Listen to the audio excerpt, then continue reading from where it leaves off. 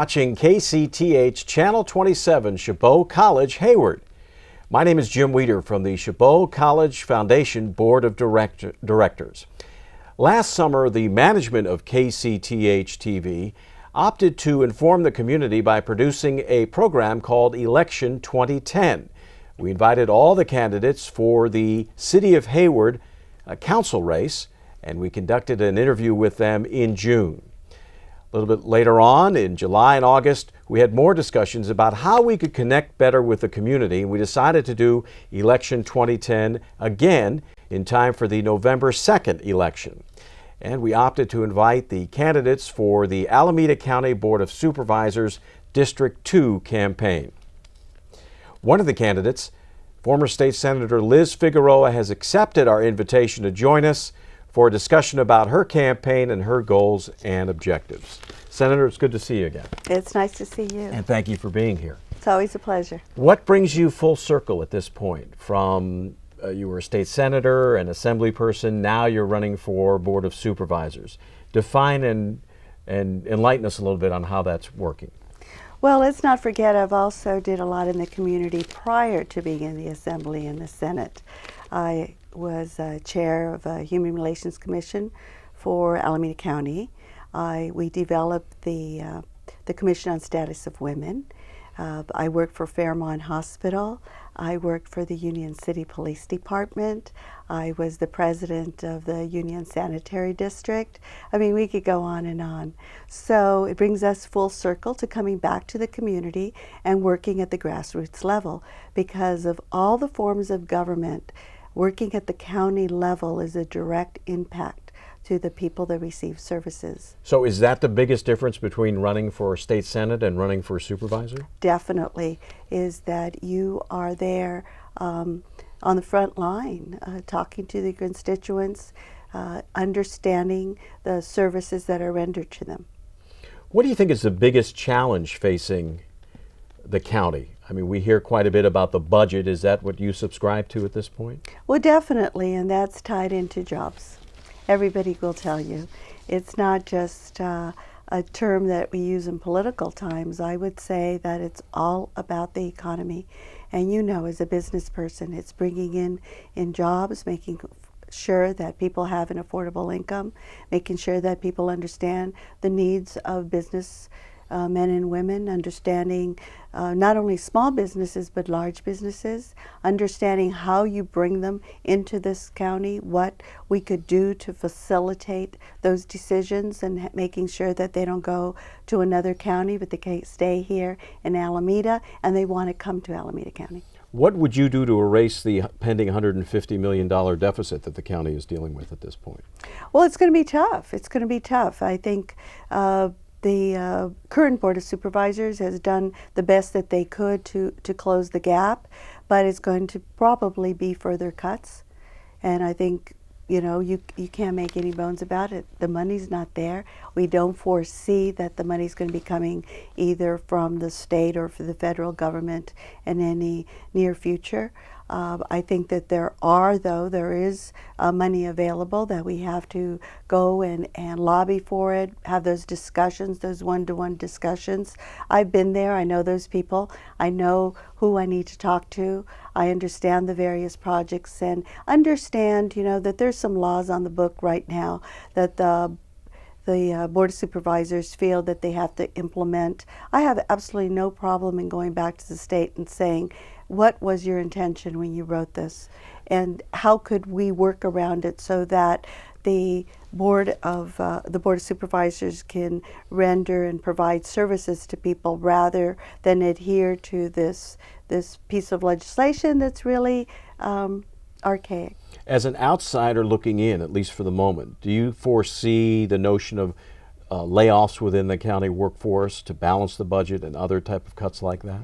I don't think we have to right now. I think from what I've seen, there's a lot of retirement, a lot of people that are retirement, you just don't replace them.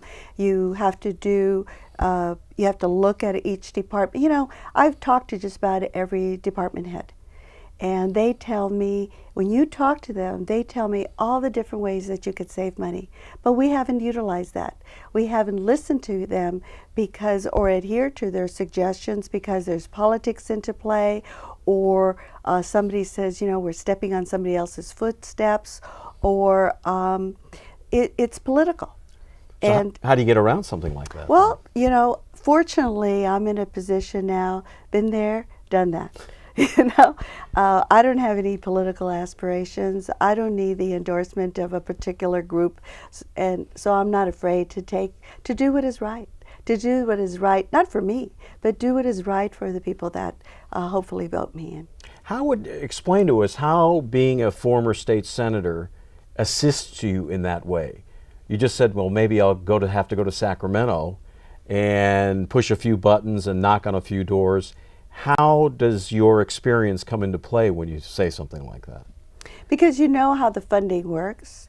You know that the bills that came into play, why they were, the history of them. That knowledge is amazing. Now with term limits, even the current legislators don't understand the impacts. So to have an educated legislator, former legislator on the Board of Supervisors, I have heard from the various boards of the governing boards that oversee the Board of Supervisors, that they say that all of them that have been in former legislative office have come back and that have been amazing because you know it. You've done your homework, you've been there, you understand the process, you know exactly who to pick up the phone and talk to and call, and you could say, I need your help on this for my county.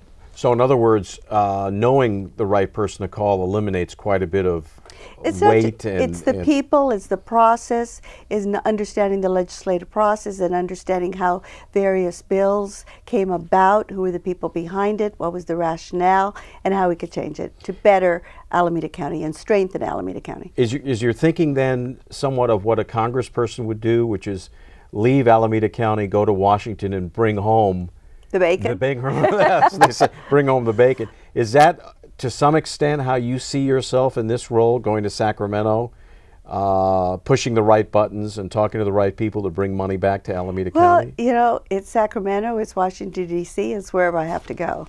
I'm at, you know, I'm by myself. I'm at an age that I could just travel and do whatever I have to do. Accompany the lobbyists that we have. Alameda County has lobbyists in Sacramento. They also have them in Washington, D.C., is to partner with them and say, how do you need me? How do I go in and knock on the doors? The legislature in Washington, D.C., you know, most of the members of Congress representing California are people that I serve with, are people that I know. And when I go to Washington, it's amazing that I can walk into a room, knock on their door, and be able to get an appointment immediately, because that's the kind of respect that you have for your former colleagues. What do you foresee as the biggest challenge facing the county? Is it indeed money, or is it another topic? I'd say it is indeed money, and it's in jobs. It's making sure that we keep the employers here, the small businesses, as much as the large ones, making sure that they stay here. Finding out, doing exit interviews and finding out exactly, and let's not hide anything. Let's be as transparent as possible. We still to this day don't know reality as to why NUMMI left in Alameda County. Is to talk to the small businesses. You know, you see in Hayward, up and down the street, so many of the storefronts that are closed or are closing. To ask them why. What can I do to make sure that you stay here? What could I do? Well, one of the gubernatorial candidates, Ms. Whitman, has said that one of the things she wants to eliminate for small business is the small business startup fee, which is $800.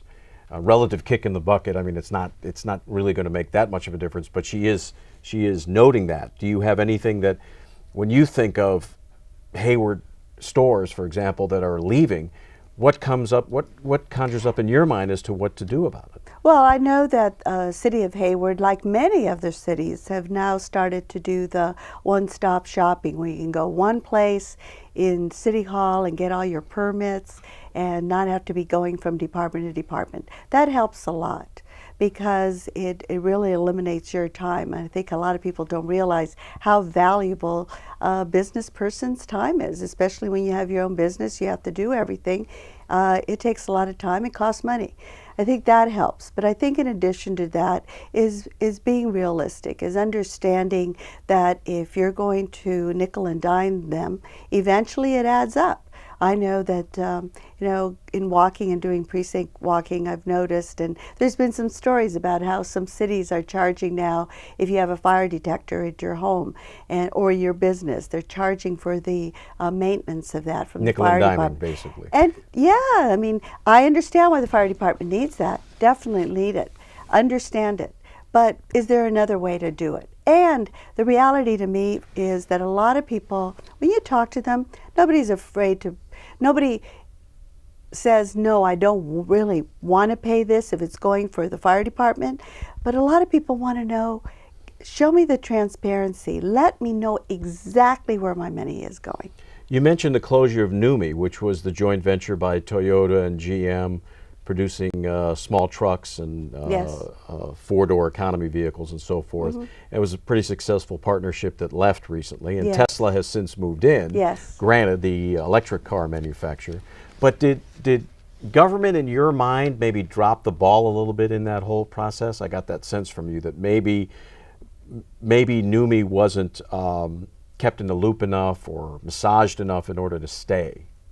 I could tell you, Jim, I could look you right in the eye and tell you that when I was senator in that area, same area basically that I'm running now for a board of supervisors, same footprint, that I spoke to the heads of NUMMI. I went to Japan and spoke to them on numerous occasions.